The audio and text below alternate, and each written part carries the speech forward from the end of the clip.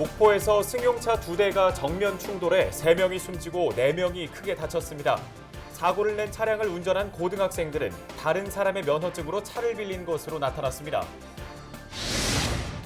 순천과 광양 지역에서 코로나19가 확산되다가 소강 상태를 보이고 있습니다. 인근 지역인 여수와 고흥에서는 지역 감염 확진자가 한 명도 나오지 않아 눈길을 끌고 있습니다. 전라남도의회가 처음으로 대변인 제도를 도입해 본격적인 운영에 들어갔습니다. 도의원이 첫 대변인으로 선임됐지만 업무 효율성에 의문이 제기되고 있습니다. 영암 특화산단이 3년 만에 분양률 100%를 기록했습니다. 모든 공장이 운영을 시작할 경우 경제적 효과와 고용 창출 등 지역 경제 활성화가 기대되고 있습니다.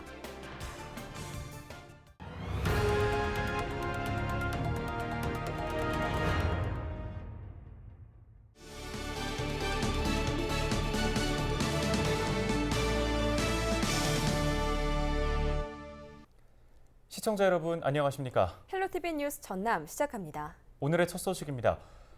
코로나19 바이러스의 가장 큰 특징 가운데 하나로 무서운 전파력을 꼽을 수 있을 텐데요. 다행히 주춤새로 접어들었지만 최근 한 달 동안 순천과 광양의 확진자 추이를 봐도 그 위력을 느낄 수 있었습니다. 그런데 이런 분위기 속에서도 인근에 있는 여수와 고흥은 지역 감염 확진자가 한 명도 나오지 않아 눈길을 끌고 있습니다. 김신혜 기자가 취재했습니다. 수도권 중심의 코로나19 재확산 여파가 전남 동부권에도 미치기 시작한 지난달 19일. 그날 이후 마지막으로 확진자가 나온 지난 10일까지 순천과 광양에서는 신규 확진자가 82명 발생했습니다. 이런 가운데 여수와 고흥이 청정 지역을 유지하면서 눈길을 끌고 있습니다. 두 지역 모두 최근 한 달 동안 확진자가 방문한 이력은 있지만 지역 감염으로는 한 명도 이어지지 않았습니다. 여수시는 시민들의 방역수칙 준수는 물론이고 다행히 확진자가 방문한 시간대가 영향을 미친 것 같다고 말했습니다. 오셨던 그 시간대들이 사람들이 많이 있는 그 시간대가 있잖아요. 이런 시간들을 약간씩 비켰어요. 점심시간에 12시부터 1시경에 왔다 하면은 3시쯤 그런 장소를 또 방문했거나 이런 사례들이 있어가지고 약간씩 좀 비껴간 그런 상황들이 많이 있었어요. 그래서 이제 접촉자가 좀 많이 없었겠네요. 예. 전문가도 비슷한 답변을 내놨습니다. 확진자마다 방문 시간, 장소 등의 특성이 전파 정도에 영향을 미칠 수 있다는 겁니다.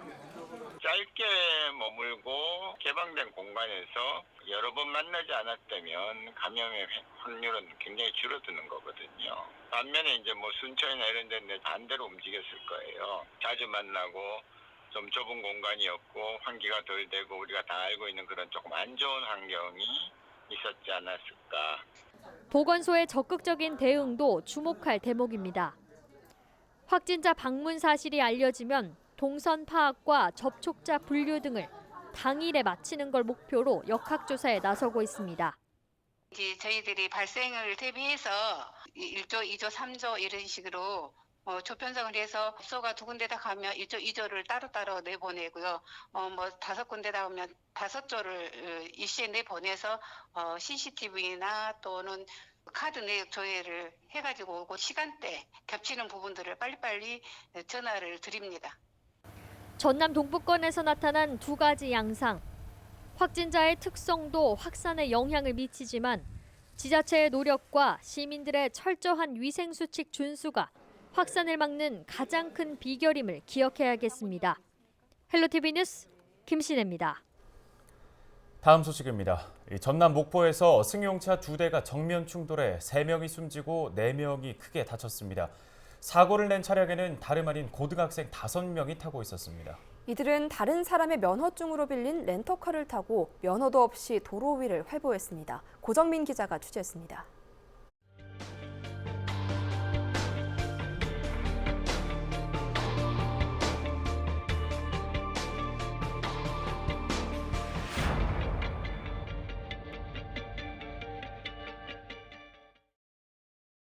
승용차 앞부분이 처참하게 찌그러졌습니다. 다른 차량은 전복된 채 인도 위를 덮쳤습니다. 지난 13일 밤 11시 40분쯤 목포 상동의 한 도로에서 승용차 2대가 정면 충돌한 겁니다. 그 경찰서 올라가는 방향이죠. 그냥 그 영향병은 바로 막 지나서 뒤집어져 있고, 뒤집어져 있고 서 있고. 사고가 난 현장입니다. 당시 운전자는 왕복 6차선 도로에서 중앙선을 넘어 마주오던 차량을 들이받았습니다. 그 충격으로 보행자 안전 펜스가 쓰러졌습니다. 운전자는 과속 카메라 단속을 피하기 위해 속도를 줄이려다 역주행한 것으로 추정됩니다. 많이 망가지셔가지고 차량도 그렇고 카메라 하나 있으니까 그 카메라 피한다고 역주행해갖고 오다가 박았다고. 이 사고로 렌터카에 타고 있던 고등학생 2명과 마주오던 차에 타고 있던 동승자 1명이 그 자리에서 목숨을 잃었습니다. 반대편 차량에 타고 있던 동승자는 대리운전 기사를 불러 귀가하다 변을 당해 안타까움을 더하고 있습니다. 무면허죠. 03년생은 면허를 딸 수가 없어요. 고등학교 2학년들이고 4명은 한 고등학교고 나머지 1명은 다른 고등학교고. 차주죠. 차주가 조수석에 탔죠. 대리기사는 살아있고. 렌터카를 몰던 학생들은 13일 낮 5시쯤 다른 남성이 빌린 차량을 타고 다니다가 사고를 낸 것으로 알려졌습니다. 다른 사람이 만으로 28세 된 사람한테 빌렸어요. 아이들은 오지를 안 하고요.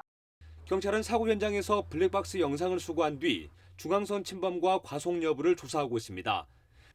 특히 학생들의 음주 여부와 렌터카 운전자가 누구였는지도 함께 조사할 방침입니다.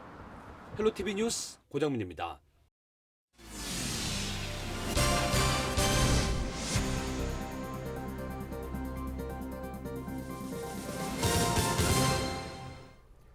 전라남도 의회가 도민과 의원들과의 소통을 위해 처음으로 대변인 제도를 도입해 본격적인 운영에 들어갔습니다. 첫 대변인에는 도의원이 선임됐는데요. 기존 홍보팀 업무와는 별개로 홍보 예산까지 가져가 업무 효율성에 의문이 제기되고 있습니다. 송효찬 기자가 취재했습니다. 그동안 전남도의회는 전남도청과 비교해 의회 의원들의 의정 활동이 도민에게 제대로 전달되지 않거나 체계적이지 못한다는 지적이 따랐습니다. 이 같은 문제를 인식한 김한종 현 의장은 당시 의장 출마 공약으로 대변인실 신설을 내걸었습니다. 도의회 의정 홍보의 취약성을 보완하고 의원 개인별 홍보를 더욱 체계적으로 하겠다는 것. 여기에 도민의 의견을 적극적으로 청취하는 창구 역할도 하겠다는 취지도 밝혔습니다. 이에 전남도의회는 지난 8일 첫 대변인에 최선국 도의원을 선임했습니다. 전남도민에게 한 걸음 더 다가가겠다라는 의미가 되겠고요. 앞으로 도의회의 내용들을 정확하게 도민들에게 전달하는 그리고 도민들에게 더 다가설 수 있는 역할을 하도록 최선을 다하도록 하겠습니다. 그런데 여기서 끝입니다. 대변인은 임명했지만 대변인실은 신설되지 않았습니다. 문제점은 또 있습니다. 새로운 실과가 생긴 것도 아닌데 홍보 예산이 따로 책정됐고 실질적인 업무는 여전히 홍보팀에서 하고 있습니다. 업무와 예산의 중복 우려가 비춰지는 이유입니다. 네, 대변인 제도가 도입된 건 결국은 의회가 일을 하겠다는 것이고 그 일하는 것을 도민들이나 아니면 뭐 다른 어떤 홍보 도구를 통해서 활용하겠다라고 하는 것이잖아요. 일단 이것이 직제를 만들고 또는 뭐 자리를 만든 것이 아니라 정말 전라남 도의회가 일을 하겠다라고 하는 것으로 좀 비춰지길 바랍니다. 도민과의 소통의 폭을 늘려 도민의 적극적인 의정 참여를 높여 도정에 반영하겠다던 전라남도 의회. 당초 취지가 무색해지는 것은 아닌지 우려되고 있습니다. 헬로티비 뉴스 송유창입니다. 영암군이 운영하고 있는 농공단지가 3년 만에 모두 분양됐습니다. 현재 운영되고 있는 7개 업체에서 해마다 1억 원이 넘는 세금을 받고 있는데 앞으로 10개가 늘어나면 더 많은 세금과 함께 일자리가 만들어질 것으로 전망됩니다. 보도에 박종호 기자입니다.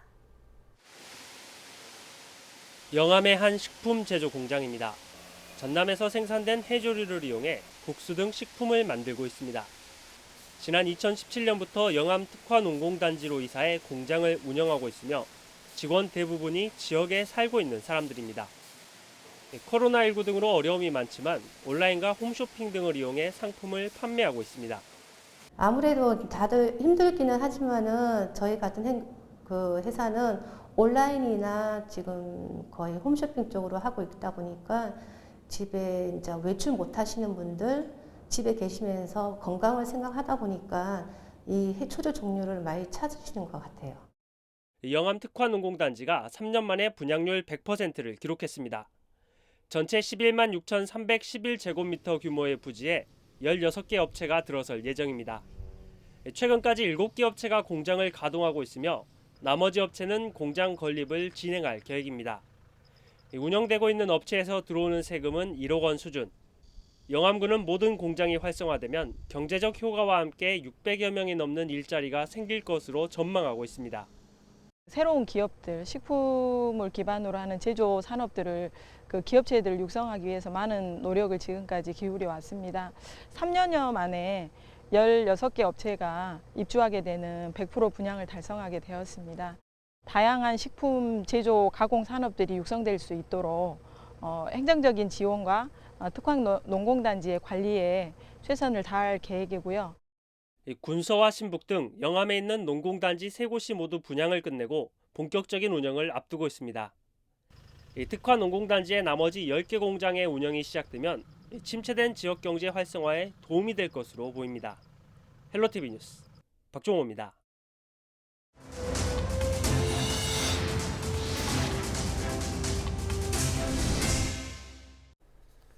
경찰이 목포의 한 여관에 불을 질러 투숙객들을 다치게 한 50대 남성을 붙잡아 조사하고 있습니다.